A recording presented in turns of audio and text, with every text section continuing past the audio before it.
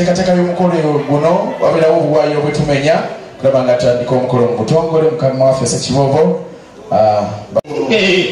guli gwali mulala n'olwekyo twebaza nnyo mmeeya Jojo Fred Kadimu owaffe City ate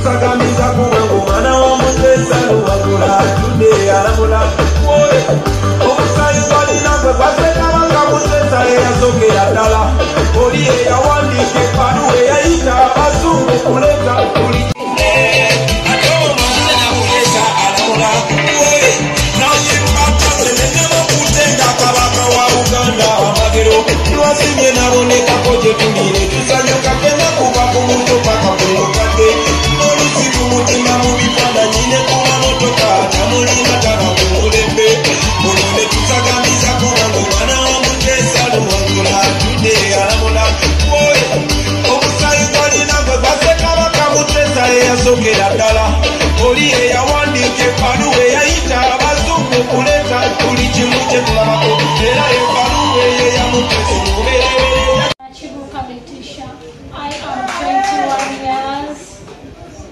My advocate is about culture and tourism. Thank you.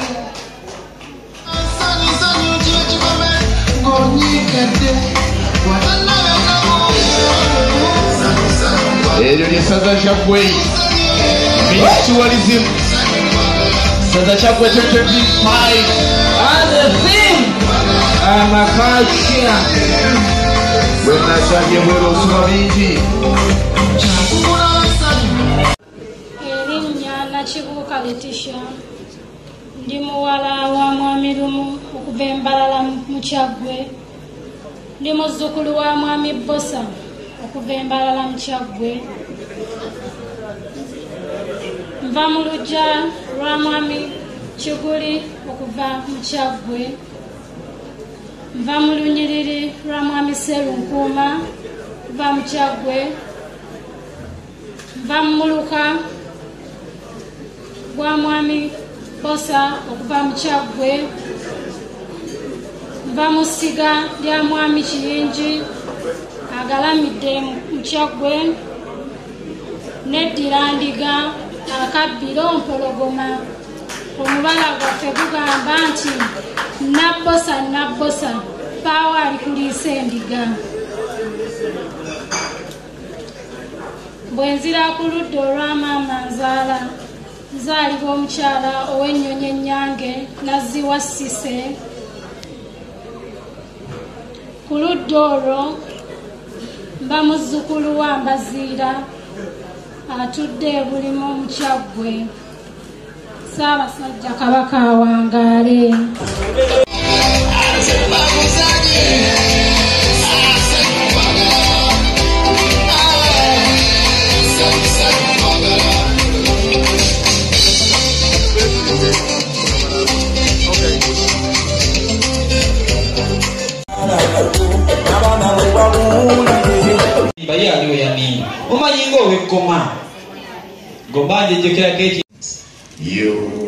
United free for live by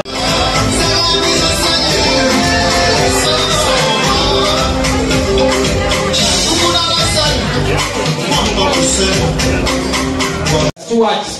Kuba kuduna misi. Duna misi. From Ma. Patrick. Mwebale nnyo mwebalire ddala olw'enteekateeka ennungi evuddeyo ng'efaanana bw'eti. Era twongera okwebaza bitongole by'obuwangwa n'enno magombo. Nyaganyi ne bayitanga ezirukawo budduzi.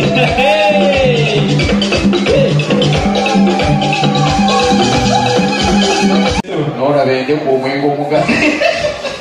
Oba omalanga eri ku Nayiro. Kirako n'atandika. Ndi muwala wa enteekateeka y'omukolo guno wabeerawo obuwaayo bwe tumenya kulaba nga atandika omukolo mu butongole mukama waffe Ssekiboobo guli gwali mulala n'olwekyo twebaza nnyo mmeeya Jojo Friend Kadimu owaffe City ate eno ye Kyaggwe Miss Tourism 2025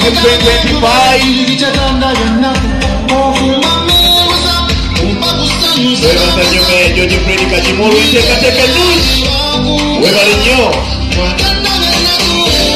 mmeeya Jojo Friend Kadimu Festina City webale okuteekateeka omukolo gufaananako bwe guti.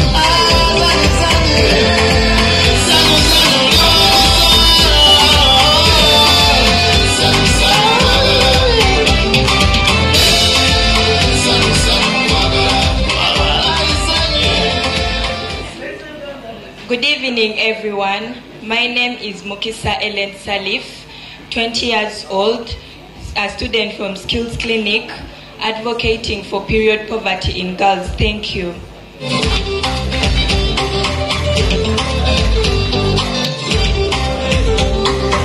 Wow!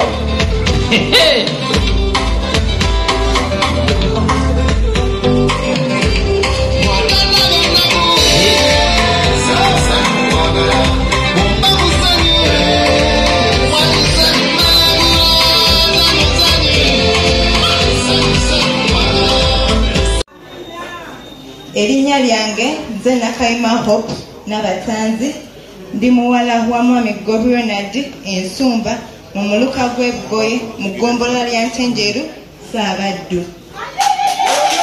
Ndi mukyala Yusufu Nsambi agalamidde e Katutu mu Kyaggwe era ndi muzzukulu wa Yekana Kataate agalamidde e Katutu mu Kyaggwe. Va mu lugero mukadde mwangu Ensumba mu Kyaggwe. Va mu lunyiriri lwa Waswa Ekisuuto e Bukunja mu Kyaggwe.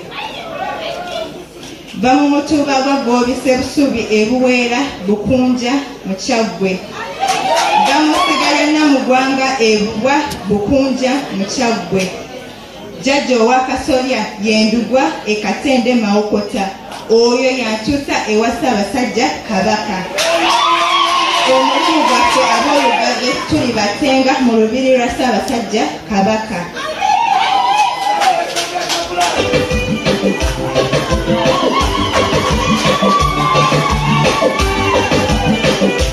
Ku luuyi lwa Nyabanzaala zaalibwa omulungi Namusoke Justin Nabukenya omukyala eyeddira engabi ensamba akadde Zerengesa. Jjajja wange ku luuyi olwo y'ensamba e Buwanda Mawokota Ssaabasajja Kabaka.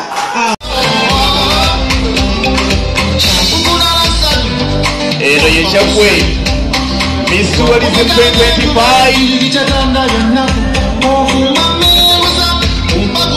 twebaza nnyo mmeeya Jojo Friend Kadimu olw'enteekateeka ennungi webale nnyo mmeeya Jojo Friend Kadimu Festina City webale okuteekateeka omukolo gufaananako bwe guti.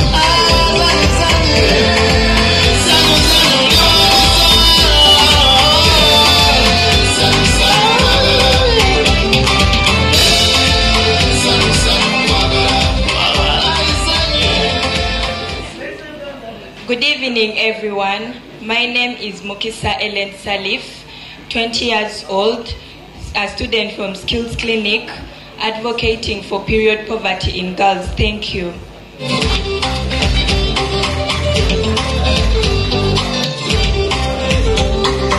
Wow!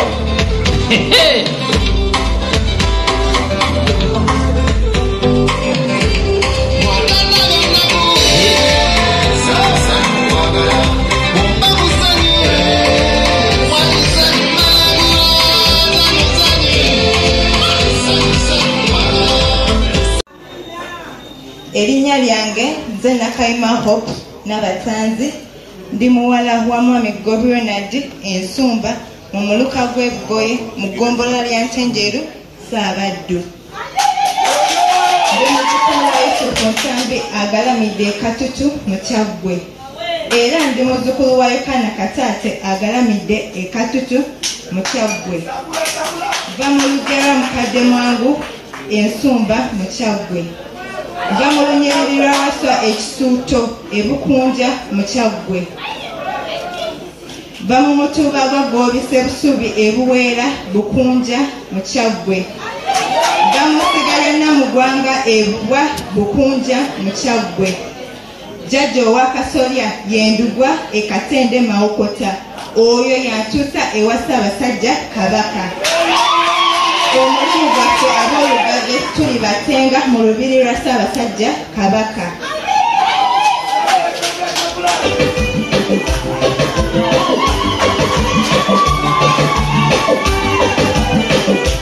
Ku luuyi lwa Nyabanzaala zaalibwa omulungi Namusoke Justin Nabukenya omukyala eyeddira engabi ensamba Akabiro Jerengesa. Jjajja wange ku luuyi olwo y'ensamba e Buwanda Mawokota. Ssaabasajja Kabaka. This is Kyaggwe County. Yes. Nange omulala wajja. Omugenyi omukulu we yayingira n'atabakana alina okukalaba. Omugenyi omukulu. Omugenyi omukulu we yakyukira n'atabanikana engalo z'omugenyi omukulu. Period. Omugenyi omukulu tumukubireko mu ngalo. Omugenyi omukulu tumukubireko mu ngalo.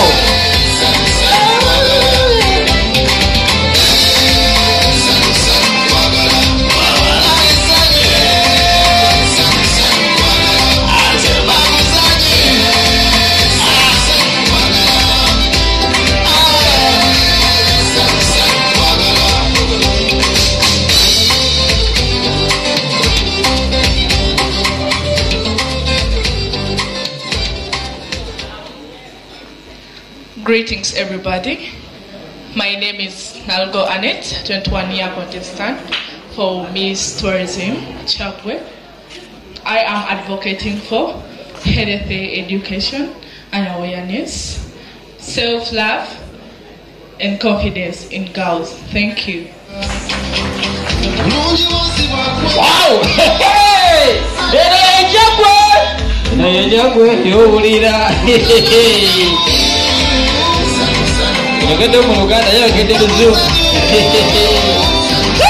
Abayizi b'Obuwangwa busiye mugamba mutya. Hamisi eyeebase e Buvuma. Ndi muzzukulu wa Kavuma eyeebase e Buvuma. Nva mu luggya lwa Kintuluse eyeebase e Buvuma. Nsibuka mu lunyiriri lwa Lule Mpongo Gomba. Nsibuka mu mutuba gwa Kiwedde Mpongo Gomba. Nsibuka mu ssiga lya Seggirinya e Masaka e Buddu. Nsibuka mu kasolya ka Muteesaasira e Bukesa mu Butambala. Ndi mukyala Muganda n'eddirango Akabiro Kasimba.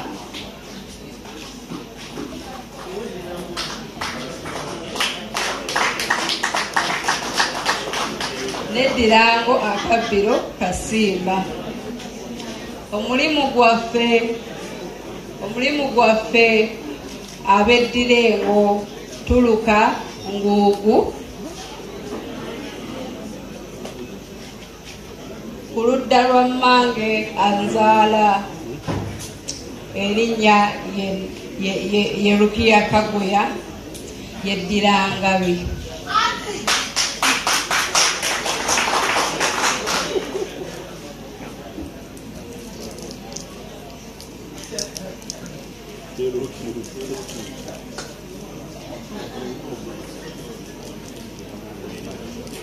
Ekwangaya se wetu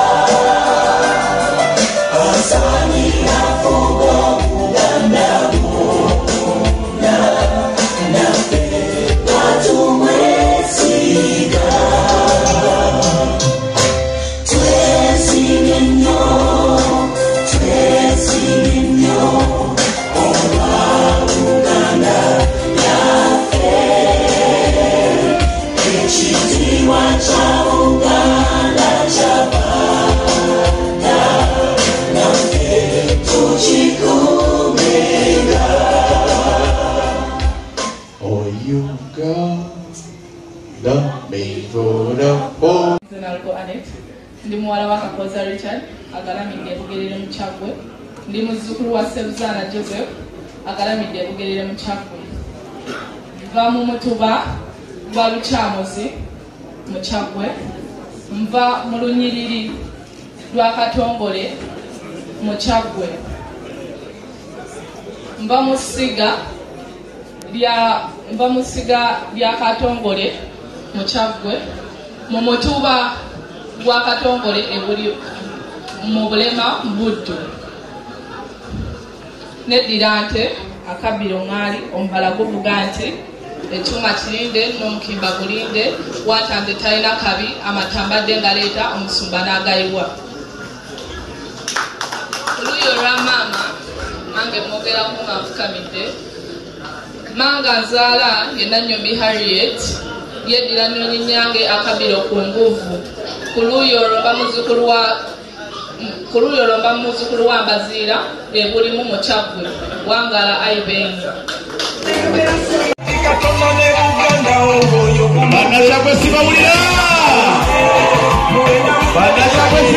Sirye mukyano bannyabo ne bassebo.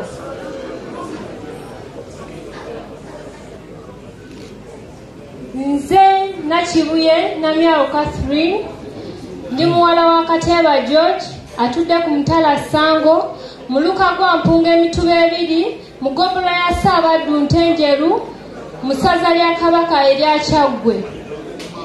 Ndi muzzukulu w'omugenzi Tamuzadde Paul agalamidde Emivo Mpunge mu Kyaggwe. Ndi muzzukulu w'omugenzi Mugenyi asooka agalamidde Luwafu Mpunge mu Kyaggwe. Ndi muzzukulu wa Kayindi agalamidde Buziri. Nva mu nju y'omwami Kateeba George atudde ku Mutala Sango mu Kyaggwe. Nva mu luggya lw'Omulagasa Kanyanya mu Kyaddondo. Nsibuka mu Lunyiriri lwa Ggerere Kanyanya mu Kyaddondo. Nva mu Mutuba gwa Mugobero. Nva mu Ssiga lya Kkanya eddungi mu Kyaggwe. Nva mu Kasolya Kasonja eddungi ku Kyalongogwe mu Kyaggwe. Era ng'oyo yangata ku Ssaabasajja Kabaka wa Buganda. Ndi mukyala Muganda eyeddira Nnyonyi Nkusu akabbiro Namugala. Omubala gwaffe guvuga nti kyana kya Nkusu kirya kyegiringijja bwe kigwa wansi tekidda waggulu. Era nga ffe ab'Enkusu ffe tuwa enjogeza. Ab'Enkusu ffe tukuba eŋŋoma Buganda bumu. Bwe mba njogera ku Nnyabanzaala nzikakanako wansi.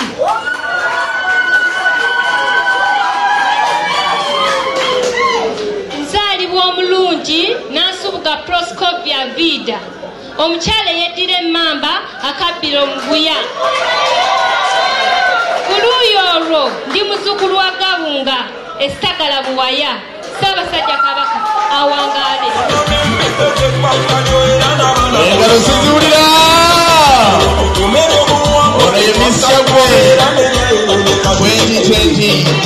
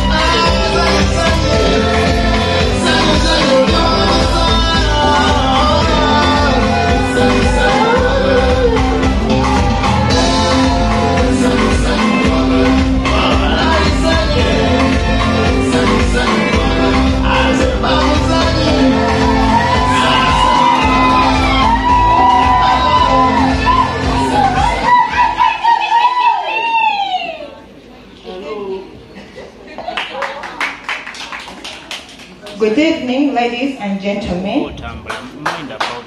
Thank you for coming. My name is Nakaima Hope. I'm 19 years old. I joined campus and I'm pursuing Bachelor of Science in Accounting. Wow.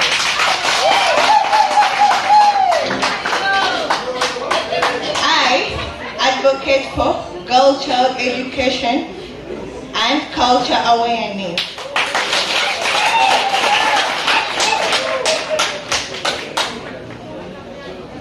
I will reach in school so that I educate youth and children about their tradition, cultures, and norms.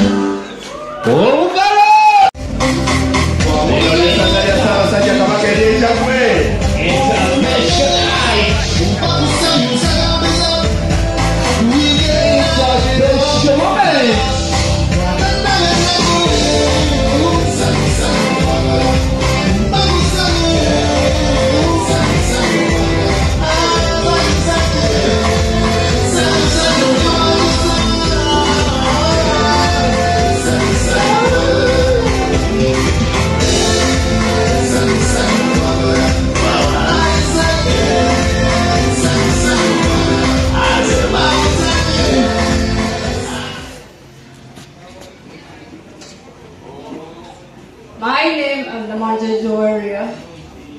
I'm 25 years old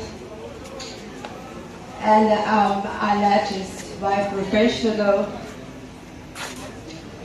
I hold a diploma in fashion and arts. I'm advocating for culture and tourism.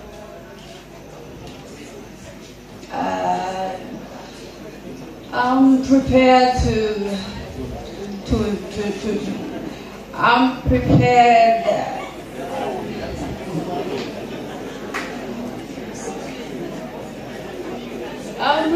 to promote tourism through social media platforms, posting the places where we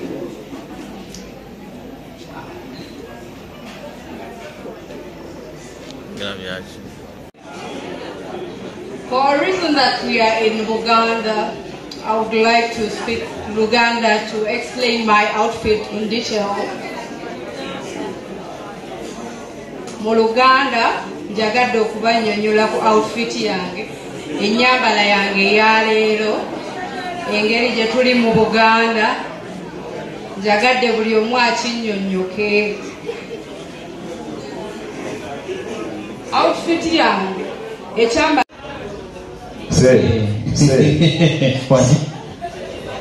ekijja Ssaabasajja Kabaka agondegonde.